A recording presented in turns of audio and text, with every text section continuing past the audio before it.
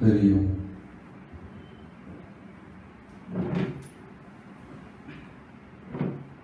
स्थितप्रज्ञ लक्षण दुसऱ्या अध्यायामधला विशेष भाग आहे. बरेच भाग त्याच्यामध्ये विशेषच आहे. त्यातला पहिला भाग म्हणजे सांख्य तत्वज्ञान. परमात्मा सर्व विश्व व्यापून आहे, अविनाशी आहे आणि अप्रमेय आहे. असे तीन मेन क्रायटेरिया की सर्व विश्व व्यापून आहे, जे जे काही आपण दृश्य पाहतो सगळीकडे परमात्मा शक्ती व्यापते.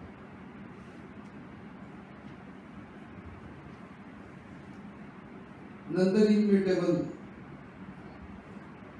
म्हणजे ते अपरिवर्तनीय, बदल होत नाही अशा प्रकारचं तत्व. तर सेकंड दुसरं वैशिष्ट्य. आणि तिसरं वैशिष्ट्य म्हणजे अप्रमेय, म्हणजे शब्दामध्ये मांडता येत नाही. एक विशिष्ट प्रमेय जसं स्टेप बाय सिद्ध करता येतं तसं परमात्मा अशा रीतीने सिद्ध नाही करतात की this is this therefore this is परमात्मा. अप्रमेय आहे.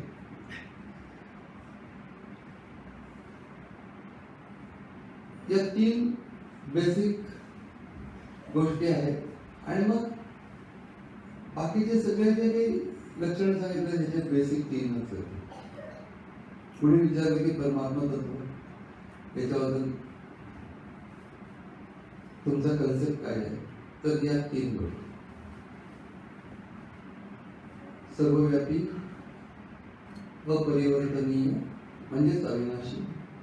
कारण की जन्म नाही, आता अजन्म असं म्हटलं. जन्म आला की बदल आला. जिथे जिथे बदल आहे तिथे जे तत्व कधी जन्माला येत नाही. मुळातच असतं प्रकृतीचं तत्व, पण मुळात असतं. ग्रॅव्हिटेशनल फोर्स न्यूटनने शोध लावल्यानंतर एक्झिस्टन्स मध्ये आलेलं नाही. त्याच्या अगोदरपासून तो एक्झिस्टन्स मध्येच आहे.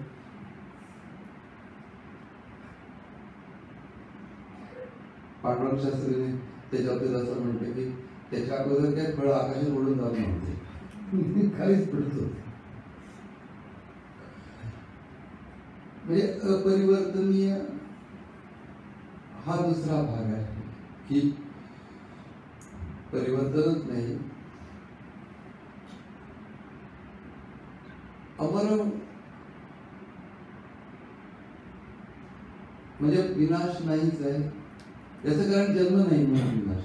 जन्म असेल तर जे काही जन्माला ते विनाश प्राप्त होतो, बदल घडतो.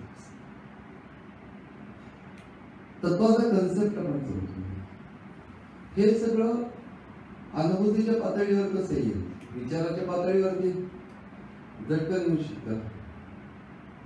आपल्याला कळूनच जातं की परमात्मा तत्व इज इक्वल टू 3 क्रायटेरिया. ते अनुभूतीच्या पातळीवरती कसं येईल याच्यासाठी म्हणून योग साधना की तुम्ही स्वतःमध्येच ते अनुभवा. कारण की सगळीकडे व्यापून आहे तुमच्यामध्ये पण. आणि ज्ञानशक्तीने त्याला जाणतात. ज्ञानशक्ती म्हणजे कॉन्शियसनेस. कॉन्शियसनेस हा त्याचाच प्रकाश आहे.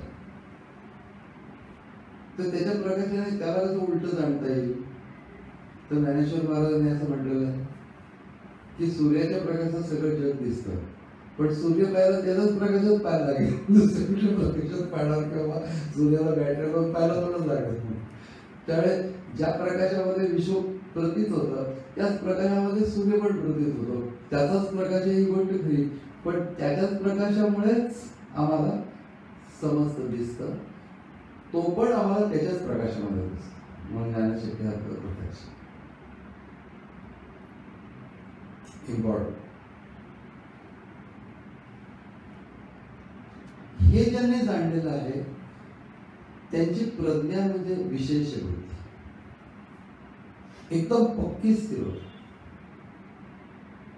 स्थित प्रज्ञा, कन्फ्युजनच नाही त्या वृत्तीमध्ये. स्थित प्रज्ञा त्याची लक्षण आहेत की म्हणजे प्राप्त पुरुषांची लक्षण. प्राप्त पुरुष म्हणजे साक्षात्कार पुरुष, त्यांचे लक्षण. पहिलं लक्षण काय आहे? प्रजाती यदा कामान सर्वान पार्थ मनोरथा. मनातल्या सर्व कामना आकर्षण ही ज्याची गेलेली आहे प्रजाती यदा कामान सर्वान अर्थ म्हणावा जातो. ही खरं तर आवश्यकता आहे. हे मुख्य लक्षण नव्हे, लक्षण आहे आत्मनी एव आत्मना तुष्ट. आत्मन्येव आत्मना तुष्ट, स्थित प्रज्ञा, तदोच्यते तदोच्यते त्याला म्हटलं जातं.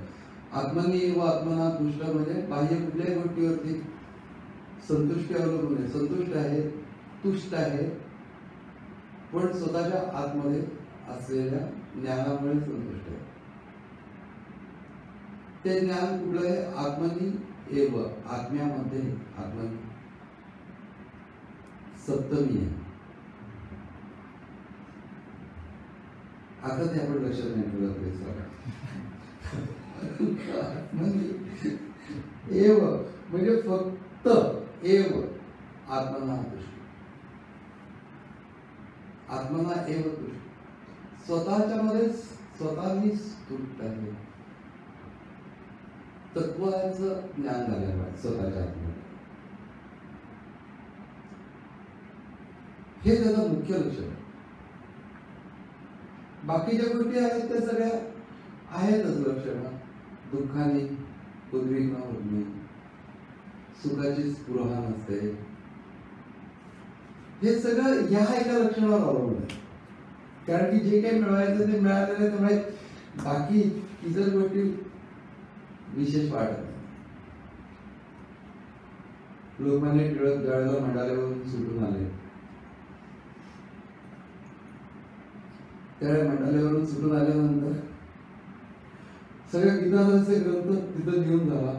सगळं 6 वर्ष त्याच्यामध्ये 3 भाषा शिकले, 600च्या वर ग्रंथ वाचले, रोज 1.5 तास ध्यान करत असत. म्हणजे ही सगळी साधने सहित तो ग्रंथ लिहिला गेलेला आहे. त्यामुळे आपलं बसले दिलं कॅच्युअली लिहून असं नाही झालेलं. तपस साधनेचं सहित तो ग्रंथ लिहिलेला. आणि त्याच्यानंतर मग नागपूरला गेले होते. तर नागपूरला तिथं ते गोपाळराव कुटी म्हणून खूप श्रीमंत ग्रस्त होते. आणि ते त्यांच्या वाड्यामध्ये टिळकांच्या स्वागतासाठी म्हणून मोठा कार्यक्रम आयोजित केला होता. गायन ठेवलं होतं आणि वजीर मोहनचं गायन ठेवलं होतं. त्या काळामध्ये विलक्षण प्रसिद्ध होतं, सुंदर गायन. आणि ते गायले वगैरे हे मतदान थोडी दाद देत होते, पण असे शांतच होते. त्या गोपाळराव गोटी त्यांना नंतर म्हणाले की तुम्हाला गाणं नाही का आवडलं? तर आवडलं ना, म्हणजे छान झालं गाणं. तर नाही, पण तरी देखील तुम्ही इतकी दाद देत नव्हता, म्हणजे असं. कारण की त्यांना गाण्याची आवड होती. आता नक्कीच गाण्याची ट्रिमेंडस आवड होती, जाण पण होती. म्हणून तर बालगंधर्वांना बालगंधर्व नाव टिळकाने दिलं.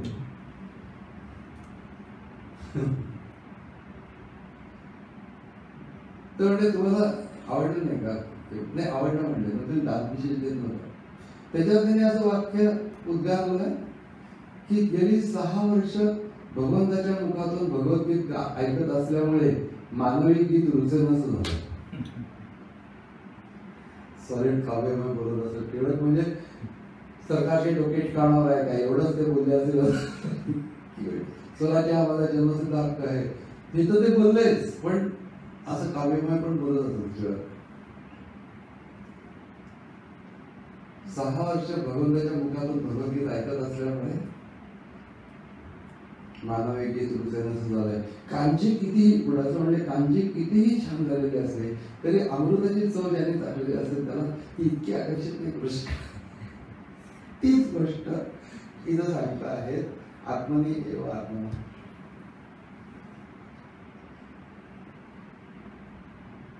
दुःखाने उद्विग्न होत नाही, सुखाची स्पृहा नाही राहिली. याचं कारण की विलक्षण अंतःसुख मिळालेलं आहे.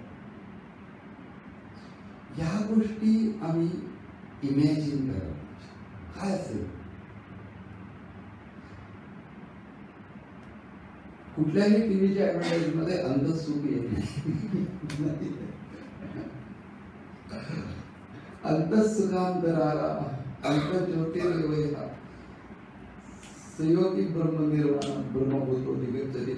हे वाचल्यावर असं वाटतं की काहीतरी विलक्षण असलं म्हणजे आनंदाच्या पोटी साठलेल्या आत्मावरती. तुकाराम महाराज काय होतं त्या आनंदासारखं त्यांच्याकडे. बरे झाले देवा निघाले दिवाळे बरे दुष्काळी पीडा केली असं सगळं झालेलं होतं.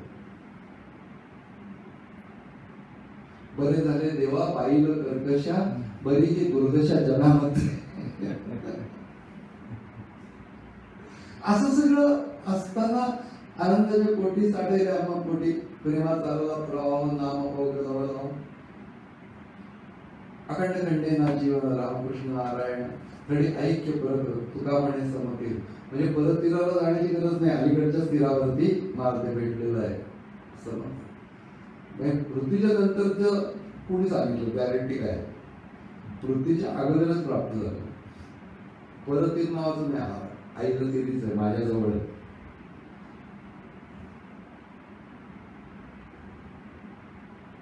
आम्ही मागू आयचं नाही तुझं पाशी तरी तू भेटतोस पांडुरंग असं म्हटलं. घेऊ नकोस जरी तू भीतोस पांडुरंग. काही आम्हा तुझे करावे वैकुंठ नको घेऊ भेट देई. आता आम्हाला तुझं वैकुंठ नको काय नको काय नको.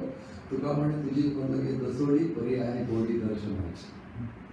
आता सत्यभक्तीचा भाव ज्ञानाचा भाव हे सगळं ना कुठल्या आधारावरती एवढा जोर होता. आत्मन्य वात्मनातोष. एखाद्याला एखादी गोष्ट मिळाल्यानंतर जो आतून बल प्राप्त होतो त्याला मानसिक बल त्यांना प्राप्त होतं. कुठल्याही गोष्टीचं काही वाटत नव्हतं विशेष. ही गोष्ट आम्हाला अनुभवाला नसली तरी आपण या उद्गारावरून समजून घेऊ शकतो की काय. आणि वस्तुता निर्विकल्प आहे. परमात्मा विकल्परहित अंतःकरणाने त्याला जाणता येत. म्हणून त्याला निर्विकल्प असं म्हटलं जातं. पण समर्थ म्हणतात की त्याचा अनुभव आपल्याला नाही आला तरी त्या निर्विकल्पाचे कल्पित जावे. इमॅजिन करावं काही हरकत नाही. हे मला त्याचं फार आवडतं समर्थांचं की काय बघा ना ते धरा श्रीवरा त्या खरा अंतरा दे. ज्याला येतो वाचो विवर्तन ते अप्राप्य मनसासह असा जो आहे वाचा ज्याच्यापासून परत फिरते मनाला अप्राप्य आहे त्याला हे म्हणतात धरा. हा जोर पाहिजे. सर्वसाधारणपणे भीक मागणाऱ्या लोकांना जोर नसतो. सारखी देवापाशी जाऊन भीक मागायची मग त्यामुळे तेज कमी होत. म्हणून हे जे आमच्याकडच्या संतांनी परमार्थ दाखवला त्याच्यामध्ये विलक्षण तेज.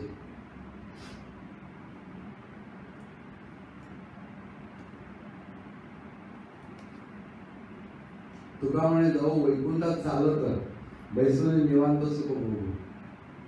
वैकुंठ वैकुंठ तू आम्हाला देणार कशाला. आम्ही चालत जाऊ वैकुंठाला. तुझी लिफ्ट नको आहे आम्हाला. कारण वैकुंठ ते आमच्या जवळच आहे आम्हाला माहिती आहे. बैसोनी निवांत सुख. निवांत बसून आतमध्येच ते सुख भोगू. त्याच्यासाठी एवढं पुढे जायची गरज. हा सगळा सेंट्रल परमार्थ या लोकांनी अनुभवला आणि त्यामुळे त्याचं वर्णन आहे आत्मनिर्वापणाविषयी.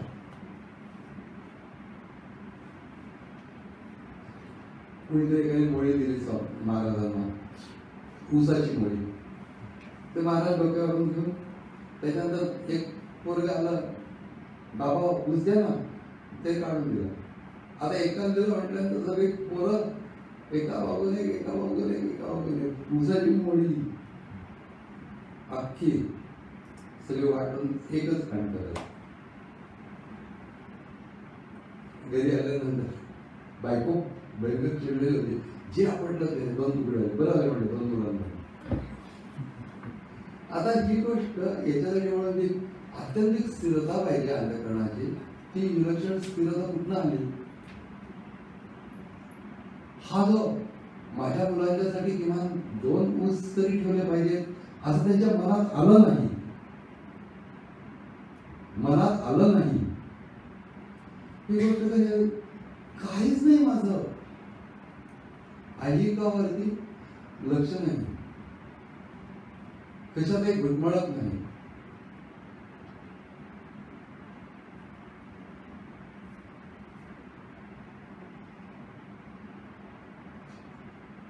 चिन्मयानंदांनी असं म्हटलंय की available resources divided by number of वासनास इज इक्वल टू त्या त्या काळातलं सुख.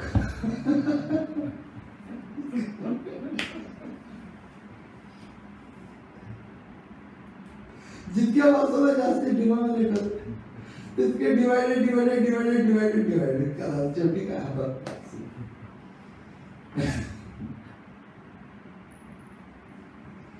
म्हणून या लोकांचं जे वर्णन आहे ते वर्णन आम्ही स्थितप्रज्ञ लक्षणामध्ये दुःखेषु अनुद्विग्न म्हणा.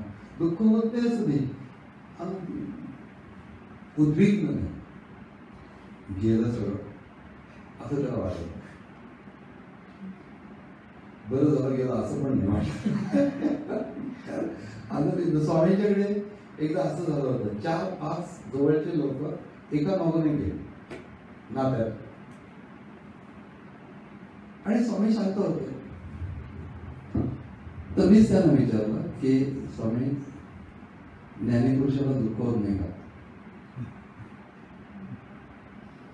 त्यामुळे दुःख होत नाही तर दुःख होतं. पण म्हणजे कसं आहे की ज्याच्याकडे 5 लाख रुपये आहेत, त्याचे समजा 5 रुपये पडले कुठेतरी, तर त्याला एक चुटपुट लागून जाते का आपले 5 रुपये पडले. पण ज्याच्याकडे 5च रुपये आहेत आणि ते पडले तर त्याला काय वाटतं? तसं संसारी माणसाचं दुःख असतं. आणि ज्ञानी माणसाचं दुःख 5 लाख रुपये वाल्याचे 5 रुपये पडल्यासारखं असतं. कारण ते अंतःसुख प्राप्त झाले. फार महाराज आत्मनिर्भय जर का प्राप्त झालेलं असेल तर जुगारून देण्याची क्षमता निर्माण. एखाद्या परीक्षेत विशेष रिझल्ट लागलेला असला तर इतर काही कमतरता असल्या तर आपण म्हणतो ठीक आहे जाण्याचं, पण रिझल्टही बेकार लागला आणि ते म्हणजे खूपच मोठं वाटायला. प्रत्येक शब्द जो गीतेने वापरलेला आहे ती त्यांची सायकोलॉजिकल कंडिशन आहे. पण आत्मदेव आत्मना तुष्ट हे त्याचं इसेन्शियल स्वरूप आहे की आतमध्ये असलेल्या तत्वाचं ज्ञान झाल्यामुळे जो आंतर सुखी आहे अशी व्यक्ती. आम्हाला काही ज्ञान झालं तर आम्ही इमॅजिन करू शकतो की आतमध्ये असलेल्या तत्वाचं ज्ञान झाल्यामुळे बाह्य सर्व गोष्टी ज्या आहेत तशी सुखच वाटतं. आता आंबा खाल्ला तर काय वाटेल, त्याला घाण वाटेल का की आपण स्थितप्रज्ञ म्हणजे चांगलं नाही वाटलं पाहिजे. आंबा खाल्ला असं थोडंच वाटतं. आंब्याला आपण छान, पण त्याची आठवण नाही नंतर. पुरणपोळी खाल्ली तर असं थोडंच वाटेल की काय आपल्या नशिबी काय असं वाटत नाही. पण आता परत केव्हा असं म्हणत नाही. जे काही समोर असेल त्या ह्याच्यामध्ये खुश. पिठावरती छान लागते. सिंहगडवर जाऊन बघा. मी घरी पण छान लागते, पण तिथं विशेष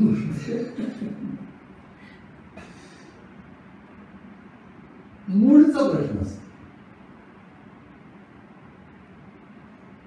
जो ओपन मूड असतो त्याच्यामध्ये ते जास्ती छान वाटतं. घरामध्ये थोडा क्लोज असतो, बाकीचे लोक बघत असतात सगळे आपल्याकडे, तितकं ओपन नाही होत आहे. मित्रांमध्ये जितकं होत आहे तितकं नातेवाईकांमध्ये होत आहे.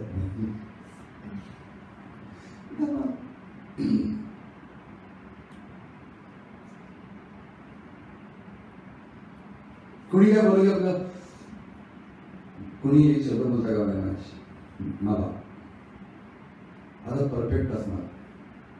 मित्र म्हणतात काय मोठेस तू, काय वाटत काही वाटत नाही.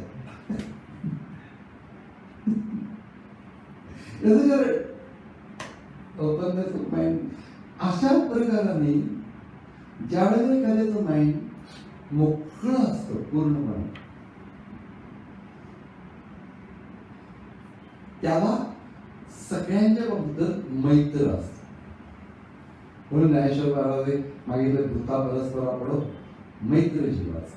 हे सगळं कशाने प्राप्त होईल की मला स्वतःला काहीतरी मिळालं पाहिजे, मग मी मैत्री करत तयार आहे. हायेस्ट गोष्ट मला मिळाली आहे ज्या या ज्ञानी पुरुषांना, त्यांना अजून काही मिळवायचं नाही, त्यामुळे मैत्रच मिळते. कोणत्याही संतांचं इतर कुणाशी वैमनस्य नाही, भांडण नाही, काय नाही, कुठल्याही प्रकृतीशी पटता आहे, अपेक्षाच नाही, केली तर मदतच आहे. पण हा जो भाग आहे, हा प्रत्येक भागच आपण बघतो त्याच्यामध्ये काही ना काहीतरी वैशिष्ट्य आहे. तर स्थितप्रज्ञ दर्शन विनोबांनी म्हटले की 18 श्लोकामध्ये 18 अध्यायांचं सार आहे गीतेचे.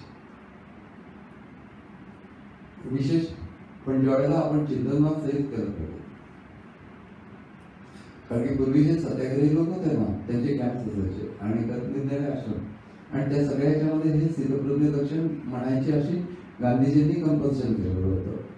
तर त्यामुळे सगळेजण ते स्थितप्रज्ञ दर्शन म्हणायचे. पण जेव्हा एखादी उच्च गोष्ट असते ते रिपीटेडली म्हणून गुळगुळीत होते आणि त्याच्याबद्दल काहीच वाटत नसतं, तसं ते चालू होतं. असं विनोबांनी लिहून ठेवलं.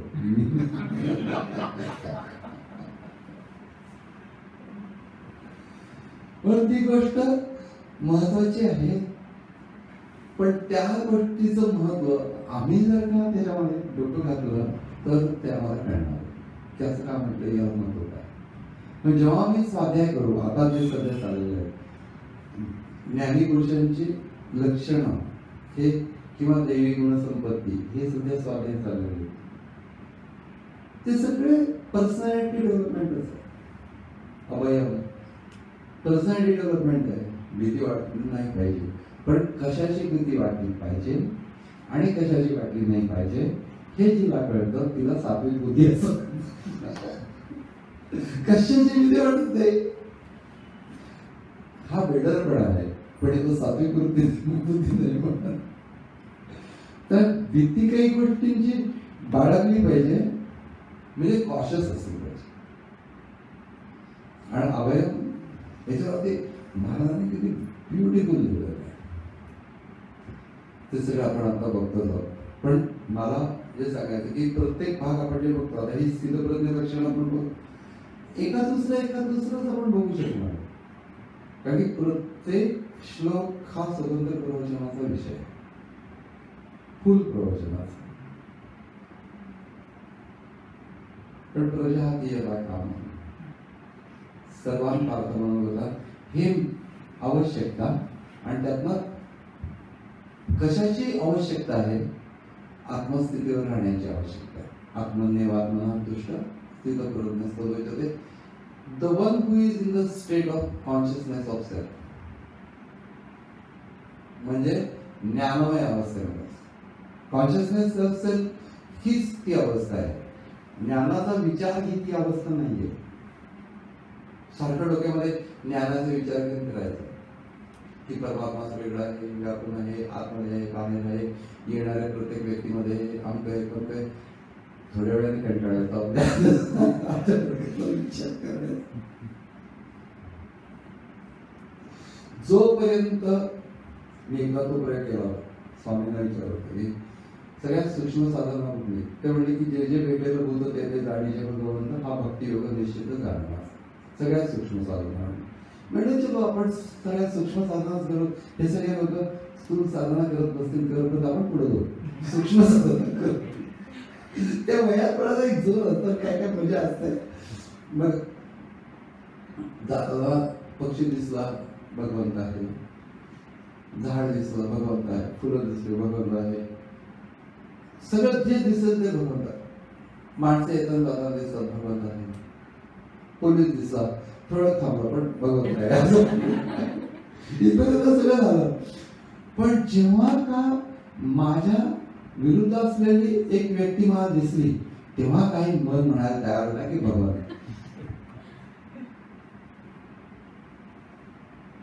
निर्णय प्रयोग करून बघितलं की दार कुठल्याही माणसाला उघडताना भगवंतच आलाय असं मनात ठरवायचं. दार उघडलं की नाही असं. जोपर्यंत ओळखीची माणसं भेटत नाही आणि त्यांचं आपलं पटत असलं पाहिजे, नाही तर भगवंत आपण मागू शकत नाही.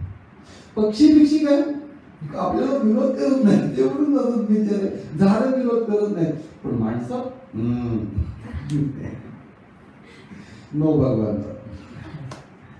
ती मुलगी गोदरेकर महाराजांना म्हणली ना की एक सासूबाई सोडली आता बाकी सगळ्यांमध्ये भगवंत असं मी मान्य करू शकते. असं असतं.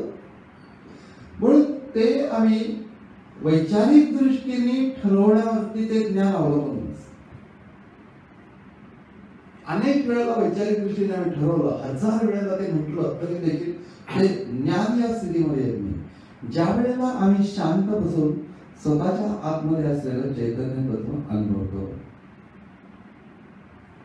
त्यावेळेला माझं स्वरूप हे मला समजायला आणि तसंच चैतन्य प्रत्येकामध्ये तेच हे मला तत्वता जाणता येतं.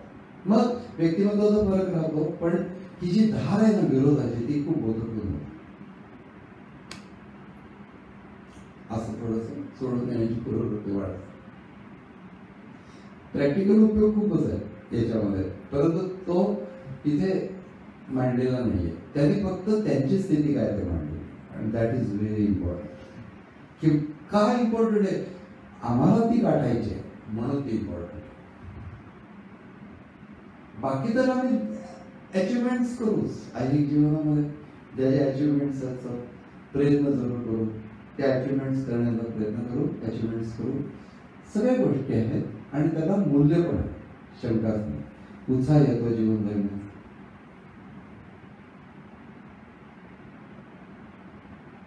जसं आशुतोष सध्या स्कॉलरशिप मिळाली साखरे. मला म्हणजे मी प्रशांत आपले फॅन फाउंडेशन कडून टी-स्कूलचा कोर्स केला. 11व्या बॅच मध्ये मला बेस्ट स्टुडंटचा अवॉर्ड पण मिळाला आणि त्याच्याबद्दल मला आत्ता पुढे म्हणजे आत्ताची त्यांची 13वी बॅच चालू आहे त्यामुळे मला स्कॉलरशिप मिळाली, म्हणजे फ्री ऑफ कॉस्ट त्या बॅचमध्ये इन्क्लूड केली. उत्साह असतो, जोरदारपणे आपण हे सगळं करू शकतो. अभिनंदन आहे, छान नावाचं. पण त्याबरोबर आम्ही एक लॉंग टर्म का होईना हे गोल ठेवलं पाहिजे की आंतरिक स्थिती म्हणजे मूळ माझं सेल्फ काय आहे, नेचर ऑफ सेल्फ काय आहे, प्रिन्सिपल ऑफ सेल्फ काय आहे, माझं मूळ स्वरूप काय आहे, हे थोडंसं इन्व्हर्टली सेल्फवरती फोकस करून ना विलक्षण फायदा होतोच. कारण की तुम्ही सगळ्या गोष्टीपासून थोडंसं त्याच्याशी संबंधित ते राहून थोडंसं विलक्षण होऊ शकतं. पण हा व्यावहारिक फायदा या गोष्टीसाठी मी सांगितलं त्याप्रमाणे ही सूत्र ही जी श्लोक आहेत ते मांडलेले आहेत त्यांची फक्त वर्णन करतात. आपण समजून घ्यायचं की वेअर वी स्टँड. मग आपल्याला समजून येतं संतांचं जीवन हे एक आरसा असतो, त्याच्यामध्ये आपला चेहरा पाहायचा असतो, आपल्याला कसा दिसतो आपल्याला कळतं असं एकाने म्हटलेलं. सगळ्या उपमा या पूर्ण नसतातच, परंतु टू सम एक्सटेंट मला छान वाटतं. तर दिस इज हाऊ की प्रत्येक भाग आम्ही थोडा थोडा समजून घेणार आहोत. सगळा तर काही आपण हे काही प्रवचनाचा विषय नाहीये तिथे, परंतु शेवटी या सगळ्याचं ओरिएंटेशन पर्सनॅलिटी डेव्हलपमेंट ह्या दिशेने आपण बघतो. तरी